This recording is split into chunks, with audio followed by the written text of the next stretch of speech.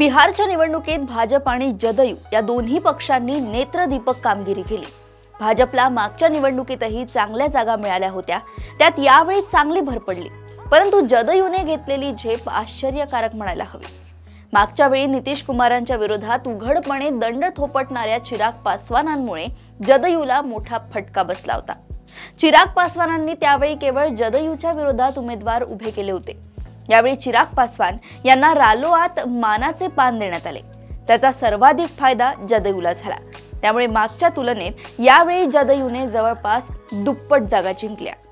या भव्य विजयाचे शिल्पकार म्हणून नितीश कुमारांना श्रेय देता येईल आणि तेच बिहारचे पुढचे मुख्यमंत्री असतील असे सध्या तरी दिसतंय। परंतु बिहारच्या मुख्यमंत्री पदावर गेल्या अनेक वर्षांपासून डोळा ठेवून असलेल्या भाजपची भविष्यातील रणनीती काय असेल हे सांगता येत नाही। नितीश कुमारांच्या प्रकृतीची चर्चा निवडणूक प्रचार काळातही सुरू होतीच, त्यामुळे तुर्तास नितीश कुमारांना मुख्यमंत्रीपद दिले असेलही, परंतु पुढचे 5 वर्षे तेच मुख्यमंत्री राहतील याची शाश्वती देता येत नाही।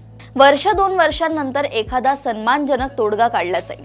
केंद्रात आणि राज्यातही जदयूला योग्य तो सन्मान देत नितीश कुमारांना निरोप दिला जाऊ शकतो, किंवा ते स्वतःच सन्मानजनक तोडगा स्वीकारत सक्रिय राजकारणातून निवृत्त होऊ शकतात। आकड्यांचा खेळ भाजपला थोडा अधिक अनुकूल असता तर कदाचित आत्ताच नितीश कुमारांना सन्मानपूर्वक निरोप दिला गेला असता, परंतु आता भाजपला प्रतीक्षा करावी लागणार आहे। केंद्रातील भाजप सरकारसाठी जदयू एक आधारस्तंभ आहे, हे देखील लक्षात ठेवावे लागेल।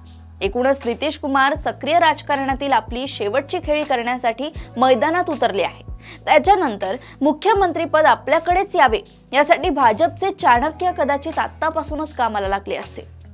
अशाच अपडेट्स व घडामोडींसोबत पुन्हा भेटूया देशोन्नती संपादकीयमध्ये। बघत राहा देशोन्नती। नमस्कार।